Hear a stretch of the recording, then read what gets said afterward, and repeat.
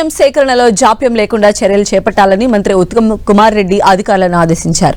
లారీల కొరతను అధిగమించేందుకు action plan సిద్ధం చేశామని తెలిపారు. లారీల కొరత ఉన్న ప్రాంతాల్లో ధాన్యం తరలింపు కోసం ఇసుక, సిమెంటు లారీలు వాడుకోవాలని ఉత్తమ్ సూచించారు. రైతులకు ఇబ్బందులు లేకుండా కొనుగోలు చేయాలని ఆదేశించారు. తరుగు, తేమ పేరుతో రైతులను మోసం చేస్తే చర్యలు తప్పవని మంత్రి హెచ్చరించారు. వారం 10 రోజుల్లో ధాన్యం సేకరణ పూర్తి చేయాలని ఆదేశించారు మంత్రి ఉత్తమ్. ప్రతి జిల్లాలో వారం 10 రోజుల్లో ఈ ప్రొక్యూర్మెంట్ ప్రక్రియ పూర్తయ్యే విధంగా చర్యలు తీసుకోవాలని చెప్పి జిల్లా కలెక్టర్లకు ఆదేశాలు ఇవ్వడం జరిగింది. ఇప్పుడు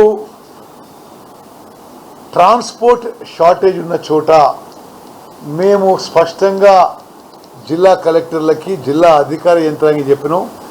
అవసరం ఉంటే శాండ్ కోసం ఉపయోగిస్తున్న లారీలు, డీసీఎంలు ఈ వారం 10 రోజులు తగ్గించుకోండి.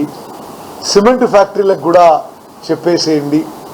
మరి లారీలైనా ఉపయోగించి, డీసీఎంలైనా ఉపయోగించి, ట్రాక్టర్లైనా ఉపయోగించి, ఎటువంటి వాహనాలైనా ఉపయోగించి ఈ వారం 10 రోజుల్లో కేవలం ప్యాడీ ప్రొక్యూర్మెంట్ మీద ఫోకస్ చేసి 1 వీక్ 10 డేస్లో పూర్తి చేయాలని చెప్పి ఆదేశాలు ఇవ్వడం జరిగింది.